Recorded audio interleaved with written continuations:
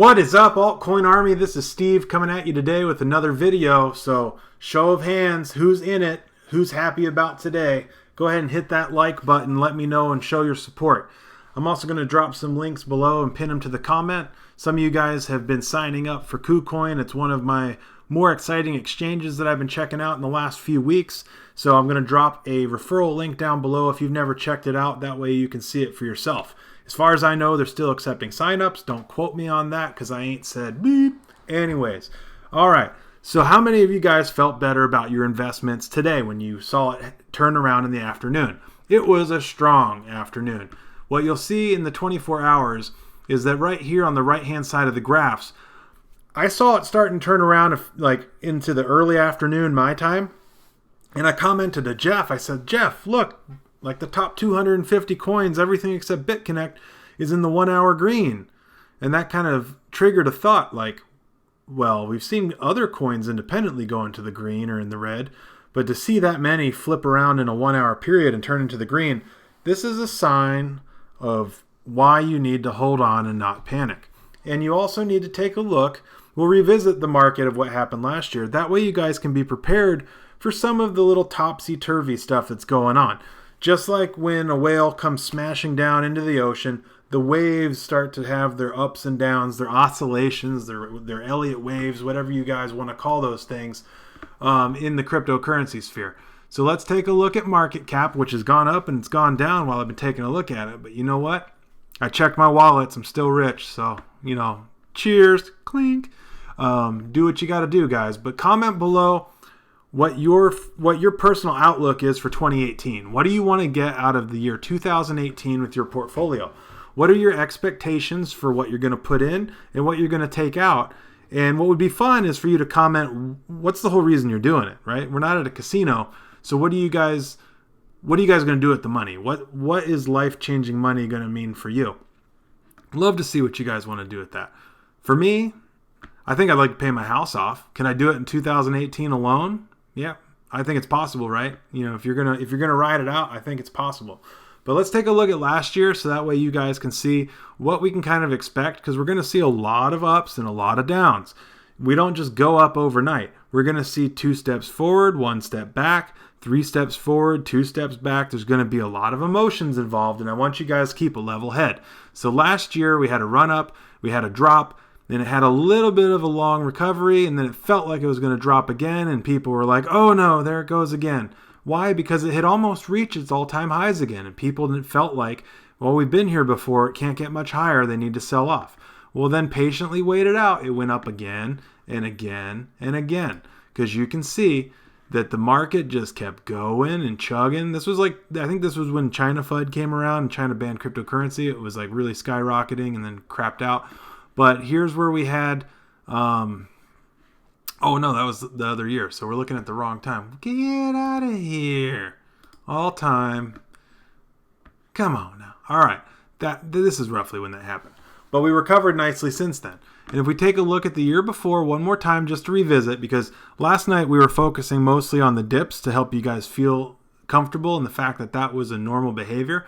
But after this massive dip right here, it took a lot longer of ups and downs for it to rebound. So let's go back one more time and take a look at how the elasticity in this market has tightened, and it's rebounded a lot faster than it has before. See how this went up, had a down, up, down, and there's some decent time in between. Look at these market recoveries. They're like karate chops judo chops, coming in right at you, Austin Powers style. So sure, we had a big old frickin' dump take place right here.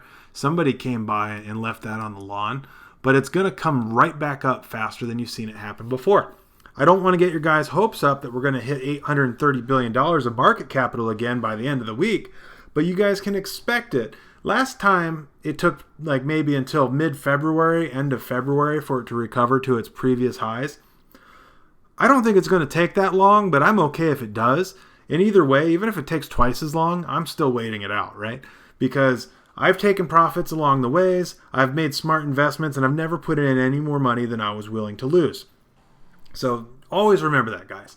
That's how you remain emotionally undetached and you can make intelligent decisions based upon fundamentals, because you're not going to have a fear of loss anytime that you put in something that you kind of have already mentally committed is already going to get lost anyways, or has the potential of being lost.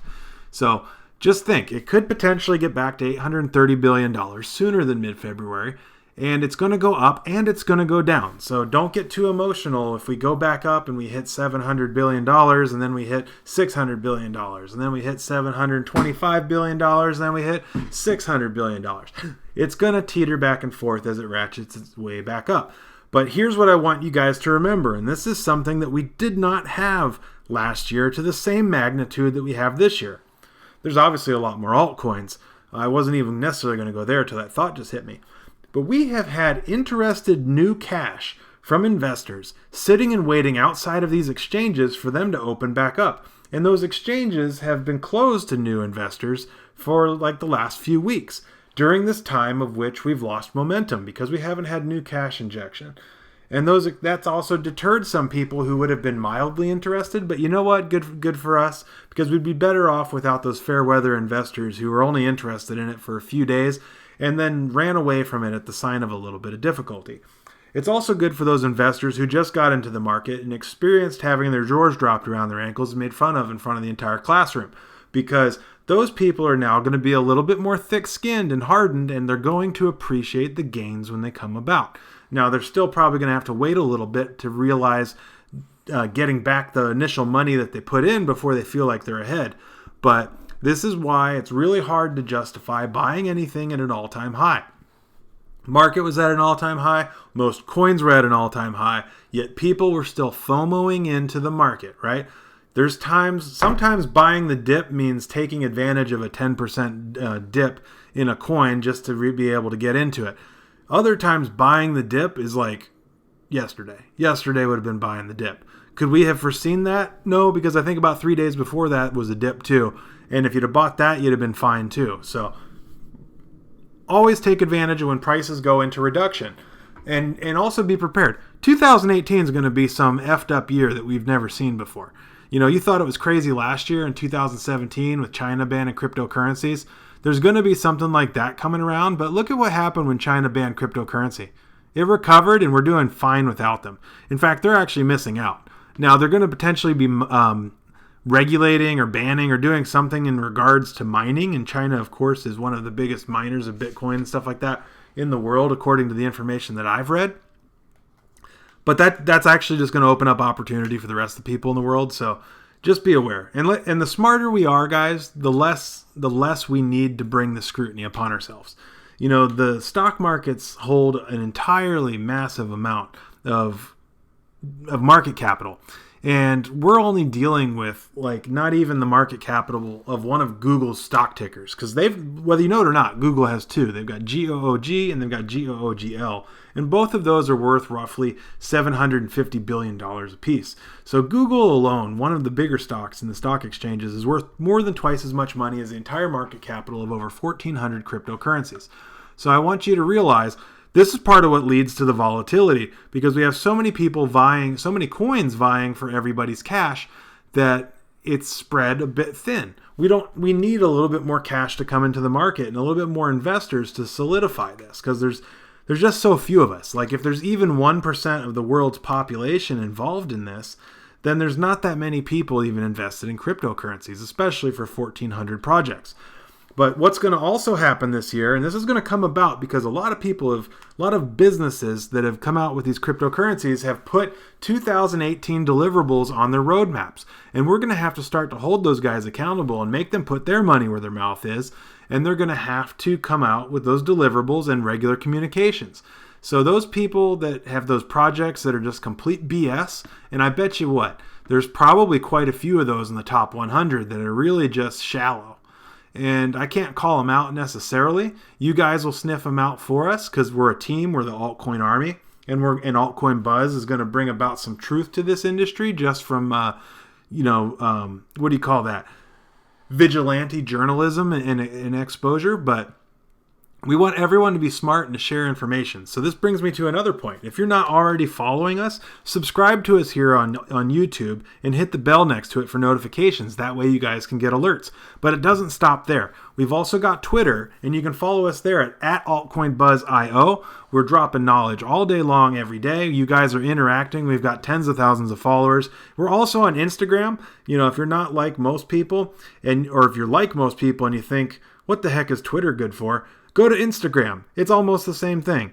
We're Altcoin Buzz on Instagram, and we're also working on building out our website to bring you guys some inside scoop and some news. You guys have created some awesome logos for the altcoin army. I've been eyeballing making some of those, some t-shirts, of which we might actually have some merchandise coming out so you guys can show your fandom out in public. This is just going to be a big year. I think Altcoin Buzz is not only growing, we appreciate you guys being on board. Hit that like button, show your support, and we'll catch you guys tomorrow, and we'll ride out this crazy bull.